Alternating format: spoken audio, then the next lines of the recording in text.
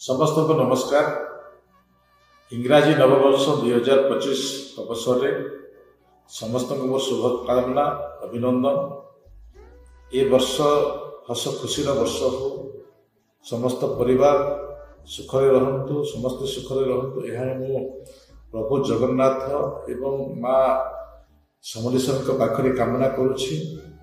आमे समस्ते मिसी 2025 को आनंद सहित उपभोग करने सहित ओडिशार विकास में निजक समर्पित करने से दृष्टि नहीं पुनर्बार मु माँ समलेश्वरी पाखरे प्रभु जगन्नाथ पाखरे समस्त ये वर्ष शुभ हो, सुखरे रहंतु, आनंद से माने देशर विकास में निजक समर्पित करते।